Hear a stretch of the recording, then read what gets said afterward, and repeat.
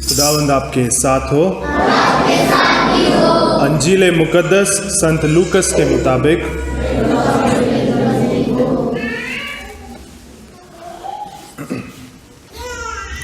जनता वहां रुककर ये सब देख रही थी। नेता ये कहते हुए उनका उपहास करते थे, इसने दूसरों को बचाया, यदि ये ईश्वर का मसीह और कृपा पात्र है तो अपने को भी बचाए। सैनिक भी उनका उपहास करते थे। वे पास आकर उन्हें खट्टी अंगूरी देते हुए कहते थे, यदि तू यहूदियों का राजा हो तो अपने को बचा। यीशु के ऊपर लिखा हुआ था, यह यहूदियों का राजा है। क्रूस पर चढ़ाए हुए कुकर्मियों में से एक इस प्रकार यीशु की निंदा करता था, तू मसीह है ना, तो अपने को और हमें बचा ले। पर दूसरे ने उसे डांट कर कहा, क्या तुझे ईश्वर का डर भी नहीं? तू भी तो वही दंड भोग रहा है। हमारा दंड न्याय संगत है, क्योंकि हम अपनी करनी का फल भोग रहे हैं। पर इन्होंने कोई अपराध नहीं किया है। तब उसने कहा, यीशु, जब आप अपने राज्य में आएंगे तो मुझे याद कीजिएगा। उन्होंने उससे उत्तर दिया, मैं तुमसे कहे देता हूं, तुम आज ही परलोक में मेरे साथ होगे। ये खुदा की पाक अंजील है।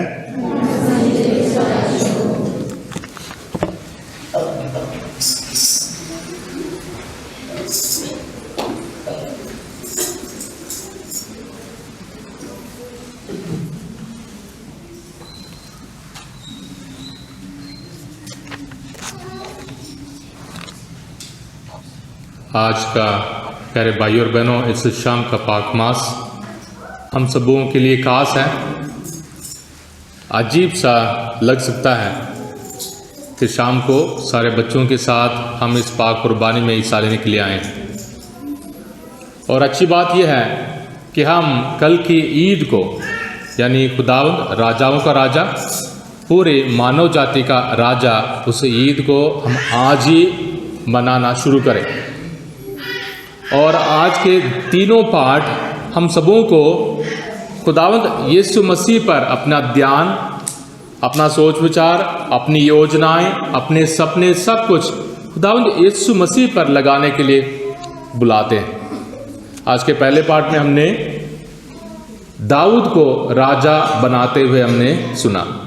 पुराने अहदनामे में लोगों ने कहा था कि हमें राजा चाहिए, राजा चाहिए, क्योंकि दूसरे कौम के लोगों के राजा हैं और उन पर हुकूमत करते हैं, हमें भी राजा चाहिए, राजा चाहिए। तो खुदा ने पहले मना किया, सामुएल से कहा कि इनको समझ में नहीं आ रहा, अगर कोई राजा बनेगा तो हमारी ज़मीन ले लेगा, हमारे बच्चों को गुलाम बना देगा और हमारे ऊपर हुकूमत करेगा, हम उसके सामने हमें गुलामी करना पड़ेगा, सब कुछ हमारा राजा का होगा। लोगों ने फिर भी नहीं माना। लोगों ने कहा दूसरे कौम के राजा हैं, इसलिए हमें भी राजा चाहिए, राजा चाहिए। तो खुदा ने कहा सामुएल से, जाओ उनकी मांग पूरी करो और उन्हें एक राजा नियुक्त करो। तो साउल पहला राजा, और उसके बाद दाऊद, और उसके बाद बहुत सारे राजा थे। पर खुदावंद यीशु मसीह के साथ यहूदियों के सारे रिवाज, सारे इतिहास खुदावंद यीशु मसीह के आने के साथ बदल जाते हैं। खुदावंद यीशु मसीह ने सारे हुक्मों को, सारे रिवाजों को, सारे इतिहास को नया बनाया, पाक बनाया। और हमें शुरुआत में ये बोलना ज़रूरी है, इकरार करना ज़रूरी है, समझना ज़रूरी है, दुनिया के तौर तरीके और खुदा के तौर तरीके में ज़मीन आसमान का फ़र्क है। खुदा के तौर तरीके इंसान के तौर तरीके नहीं है। खुदा की योजनाएं दुनिया की योजनाएं नहीं है। हमारे हिसाब खुदा के हिसाब नहीं है। हम जैसे सोचते हैं, हम जैसे चाहते हैं, वो खुदा की मर्जी नहीं है। हमें पैसे, धन दौलत, अच्छे कपड़े, अच्छी गाड़ियाँ और पेट भर के लिए सब कुछ खाने पीने के लिए हमें चाहिए, हम सोचते हैं आज के लिए मैं राजा बन गया। और खुदावंद यीशु मसीह ने हम सबों के लिए वो बादशाहत हम सबों के लिए वायदा किया, जो एक दिन के लिए नहीं, खाने पीने की नहीं, सिर्फ दिखावे कपड़े की नहीं, हमेशा की उस बादशाहत में, उस राज्य में खुदावंद हम सबों को बुलाता है। पाक वचन कहता है उसका राज्य कभी अंत नहीं होगा। खुदावंद यीशु मसीह की बादशाहत का कोई खत्म नहीं होगा। पर इस दुनिया के सारे बादशाह खत्म हो जाते हैं, सारे बादशाह खत्म हो जाते हैं। नेपोलियन ने पूरे यूरोप में सारे देशों पर आक्रमण किया और यहाँ तक खुदावंद यीशु मसीह के खिलाफ भी बहुत सारे बातें की। पर जब नेपोलियन मरने के वक्त आ गया था नेपोलियन के लिए, और एक टापू में, एक द्वीप में उसे रखा गया था बंदी बनाकर, और नेपोलियन ने बहुत सारे बातें सुनी, बहुत सारे बातें चमत्कार यीशु मसीह के बारे में सुने। मरने से पहले कहा कि मैं इकरार करना चाहता हूं कि मैंने पूरे दुनिया पर काबू हासिल करने के लिए कोशिश की, काबू पाने की कोशिश की, कब्जा करने की कोशिश की। ये बताना चाहता हूं यीशु को छोड़कर कोई भी इस दुनिया का राजा नहीं हो सकता। यीशु को छोड़कर किसी ने भी उस राज्य, उस बादशाह के बारे में नहीं बताई जो हमेशा के लिए रहने वाली है। तो दुनिया के तौर तरीके, हमारे तौर तरीके, खुदा के तौर तरीके, इन दोनों में जमीन और आसमान का फर्क है। हम खुदावंद यीशु मसीह को राजाओं का राजा पुकारते हैं। हम अपनी दुआओं में, अपने गानों में कितने बार बोलते हैं, यीशु मेरा राजा है, यीशु मेरा राजा। यीशु दुनिया के राजाओं के समान नहीं है, पर मेरे दिल का राजा है। यीशु राजाओं का राजा है, यीशु पूरे दुनिया का राजा है। और इस ईद को मनाते वक्त हमेशा हमें याद रखना है, दुनिया का राजा नहीं, धन दौलत का नहीं, ताकत वाला नहीं, हुकूमत करने वाला नहीं, हमें गुलाम बनाने वाला नहीं, हम सबों को आज़ाद करने वाला राजा है। हम सबों को उम्मीद देने वाला राजा है। हम सबों को दुनिया के सारे बंधनों से छुटकारा देने वाला राजा है। 20वीं सदी की शुरुआत में 1920 के बाद जब महायुद्ध, पहला विश्व युद्ध खत्म हुआ तो सारे देशों में अकाल पड़ गई, भूख, बीमारी, गरीबी, मौत, बहुत सारे आदमी मरे और बेरोजगारी, ये सब के वजह से लोगों के बीच में ये विचार धीरे धीरे फैलने लगा कि हमें ईमान की ज़रूरत नहीं है, हमें पेट भर के खाने की ज़रूरत है, हमें सेहत की ज़रूरत है, हमें अपने घर की ज़रूरत है, बाकी सारी चीज़ें हम छोड़ सकते हैं। और यहाँ तक लोगों ने ये विचार रखा कि अगर खुदा होता तो खुदा ने हमें ये सारी परेशानी देखने के लिए क्यों मौका दिया, ये सारी परेशानी क्यों आई, युद्ध क्यों आया, लड़ाई क्यों आया, नफरत क्यों आया। तो लोगों के बीच में ये धीरे धीरे ये बात फैल गई कि हम खुदा के बिना भी कर सकते, खुदा के बिना भी हम जी सकते हैं। तो जो पैसा देने वाला, जो नौकरी दिलाने वाला, जो खाने के लिए देने वाला, उन सबको धीरे धीरे लोग अहमियत देने लगे। तो हम गुलाम दोबारा बन गए, दुनिया के गुलाम बन गए, नौकरी के गुलाम बन गए, पैसे के गुलाम बन गए, खूबसूरती के गुलाम बन गए, पेट की पूजा करने लगते हैं। तो दुनिया में हमारी हुकूमत, प्यारे भाई और बहनों, हमारी हुकूमत थोड़ी सी रहती है, पर खुदावंद हम सबों को हमेशा की जिंदगी के लिए, हम सबों के लिए वायदा करता है। और हर साल अलग अलग अंजील से हम पाठ पढ़ते हैं, और इस साल हम सबों के लिए लूकस की अंजील से हमने पाठ सुना था। और ये हमारे ईद के साथ, संतों की ईद के साथ बहुत मिलता जुलता है। तो पोप साहब ने जब लोगों में ये विचार धीरे धीरे आने लगा कि चर्च को रहने देंगे, कलीसिया को रहने देंगे और ईमान की बातों को रहने देंगे, पुराने ईमान के रस्मों रिवाजों को रहने देंगे, मेहनत करेंगे, कमाएंगे, खाएंगे, पिएंगे, दुनिया में हुकूमत करेंगे, तो पोप साहब ने अपने शिक्षा के ज़रिए, अपनी तालीम के ज़रिए लोगों को समझाने की कोशिश की, लोगों को तालीम देने की कोशिश की कि हमने यीशु को अपने दिल से निकाल दिया, अपने घर से निकाल दिया, अपनी ज़िंदगी से निकाल दिया। हमें दोबारा खुदावंद यीशु मसीह को अपने दिल का, अपने परिवार का, अपने घर का राजा बनाना ज़रूरी है, क्योंकि सिर्फ यीशु मसीह का जो राज्य है, हुकूमत है, बादशाहत है, वो हमेशा के लिए। तो इसे भी दुनिया में लोगों को समझाने की बहुत ज़रूरत है। बादशाहत का मतलब हुकूमत नहीं है, बादशाहत का मतलब गुलामी नहीं है, बादशाहत का मतलब सेवा करना। खुदावंद हम सबों के लिए राजा है, पर हमें हमारी सेवा करने वाला राजा है। खुदावंद हम सबों का राजा है, हमारे लिए जान देने वाला राजा। खुदावंद हम सबों के लिए राजा है, हम सबों को बचाने वाला राजा। खुदावंद हम सबों के लिए राजा है, जो सलीब पर हम सबों के लिए मरने वाला राजा।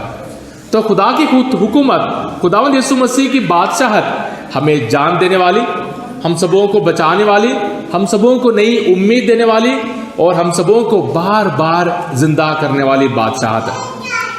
और आज भी कलीसिया जब खुदावंद यीशु मसीह को राजाओं का राजा, प्रभुओं का प्रभु, पूरी दुनिया का राजा, पूरे मानव जाति का राजा जब कलीसिया ऐलान करती है, इस बात को समझना बहुत ज़रूरी है कि दुनिया में ऐसे किसी ने नहीं कहा कि मैं खुदा का बेटा हूँ।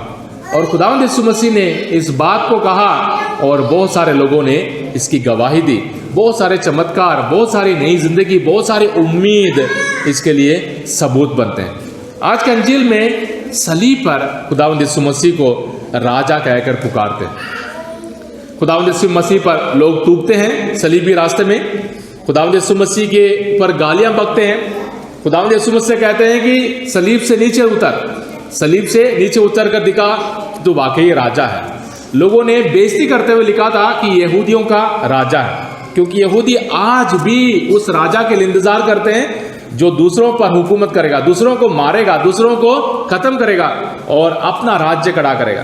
पर खुदावंद यीशु मसीह सचमुच राजा हैं, हमारे दिल के, हमारे उम्मीदों के, हमारे सपनों के, हमारे भविष्य के, हमारे परिवारों के राजा हैं। हमें खुदावंद यीशु मसीह को अपना दिल देना जरूरी है। खुदावंद यीशु मसीह कहना जरूरी है, प्रभु तू सचमुच राजा है, तो मेरे जिंदगी का भी, मेरे परिवार का भी, मेरे दिल का भी राजा बन। और आज हम संतों की जीवनी के बारे में, संतों की जिंदगी के बारे में जानने वाले हैं। और सबसे पहला संत कौन था? सबसे पहला स्वर्ग में जाने वाला कौन है? सबसे पहला स्वर्ग में जाने वाला वो डाकू है। सबसे पहला जो कहता है, ऐ यीशु जब तू अपने राज्य में आएगा तो मुझे याद करना। और खुदावंद यीशु मसीह साफ साफ कहते हैं, मैं तुमसे कह देता हूं तुम आज ही परलोक में मेरे साथ होगे। यानी खुदावंद यीशु मसीह हम सबों को उस जिंदगी के लिए बुलाता है, हमारे पापों को माफ करके, हमारे बुराइयों को साफ करके, हमारी जिंदगी को पाक साफ करके हमारे लिए स्वर्ग की जिंदगी वायदा करता है। तो हम जो इस दुनिया के राज्य के पीछे हैं, दुनिया हम सबों से कहते हैं कि नहीं आप लायक नहीं हो, नहीं आप ठीक नहीं हो, आप उधर ही ठीक हो, आप उतने सुंदर नहीं हो, आप उतने अमीर नहीं हो। दुनिया हम सबों पर हुकूमत करती है, पर हम भी दुनिया के सामने झुक कर चले जाते हैं। जहां हम दाढ़ी दिखा सकते हैं वहां दिखाते हैं, बाकी सब हम चुपके से रह जाते हैं। पर अपने दिल को हमें उस राजा के हवाले करना। कितना खर्चा, कितना पैसा फूकना। पर खुदावंद यीशु मसीह हमारे पैसों का भूखा नहीं है। खुदावंद यीशु मसीह को हम खरीद नहीं सकते हैं। खुदावंद यीशु मसीह को हम कुछ देकर उससे कुछ हासिल नहीं कर सकते। खुदावंद यीशु मसीह को हमें अपने दिल देना जरूरी है। और खुदावंद यीशु मसीह को इस डाकू ने अपना दिल दिया। दूसरे डाकू ने बहुत सारी निंदाएं की, तू मसीह है ना तो अपने को और हमें भी बचा। पर दूसरे ने उसे डांट कर कहा, क्या तुझे ईश्वर का भी डर नहीं? तू भी तो वही दंड भोग रहा है। हमारा दंड न्याय संगत है, क्योंकि हम अपनी करनी का फल भोग रहे हैं। पर इन्होंने कोई अपराध नहीं किया। खुदावंद यीशु मसीह सलीब पर भी, प्यारे भाई और बहनों, हम सबों के लिए राजा नजर आते हैं। क्यों? क्योंकि खुदावंद यीशु मसीह हमारी मांग के मुताबिक नीचे उतरकर चमत्कार दिखाने वाला नहीं है। खुदावंद यीशु मसीह की सलीबी कुर्बानी सबसे बड़ी चमत्कार। हम सबों के लिए खुदावंद यीशु मसीह का राज्य, खुदावंद यीशु मसीह की बादशाहत उस सलीब पर है। और मानव जाति को बचाने के लिए खुदावंद यीशु मसीह आए। दुनिया के अंत तक खुदावंद यीशु मसीह सलीब पर रहने के लिए तैयार है। क्यों? हम सबों को बचाने के लिए, जो रोते हैं, जो बीमार हैं, जो दूर हैं, जो गरीब हैं, जो छोटे हैं, जिनको जिंदगी दुनिया में कोई इज्जत नहीं है, उन सबको बचाने के लिए खुदावंद सलीब पर रहने के लिए तैयार है, ताकि हम सब खुदा के उस बादशाहत में शामिल हो जाए। हम संतों में बहुत सारे जवान बच्चों को, लोगों को देखेंगे, बहुत सारे शहीदों को देखेंगे, शहीदों को। और संत बनने का मतलब उस बादशाहत में दाखिल होना, स्वर्ग के लिए अपने आप को तैयार रखना, खुदा से कहना है प्रभु अपने राज्य में, अपनी बादशाहत में मुझे याद कर। मैं पापी हूं, मैं कमजोर हूं, मैं गुनाहगार हूं, ऐ प्रभु मुझे माफ कर, तो अपने बादशाहत में मुझे याद कर। और शहीद बनने का मतलब यही है कि हमें पक्का भरोसा है कि इस दुनिया में सब कुछ नहीं है, हमारी असली जिंदगी उस बादशाहत में है, हमारी असली जिंदगी स्वर्ग में है। हम नागरिक इस दुनिया के नहीं हैं, हम नागरिक हैं स्वर्ग के, और हमारी सारी कमियां स्वर्ग में पूरी की जाएंगी। हमारे सारे नेक कर्मों का फल हमें स्वर्ग में मिलेगा। जितनी कुर्बानियां दी, जितनी सब्र और जितनी बर्दाश्त की, जितने भी हमने आंसू बहाए, उन सब के फल खुदावंद हम सबों को देगा। इसलिए आज प्रभु यीशु मसीह को राजाओं का राजा पुकारते हुए हम प्रभु से कहें, ऐ प्रभु हम पर रहम कर, ऐ प्रभु अपने दिल में हम सबों को स्वीकार कर, ऐ प्रभु हमें अपनी बादशाहत में याद कर, ऐ प्रभु हम सबों को अपने दिल में स्वागत कर। ऐ प्रभु हम भी तुझे अपने दिल में राजाओं का राजा कहते हुए, हमारे परिवारों का राजा कहते हुए, हमारे दिलों का राजा कहते हुए हम तुझे अपने दिल में स्वीकार करते हैं। ऐ प्रभु हमारे दिल में आ, ऐ प्रभु हमारे ऊपर हुकूमत कर। तेरे रहम और तेरा प्यार और तेरे उम्मीद के चलते हम आगे बढ़ना चाहते हैं, जीना चाहते हैं, और हमेशा की जिंदगी की तरफ हम चलना चाहते हैं। आमीन।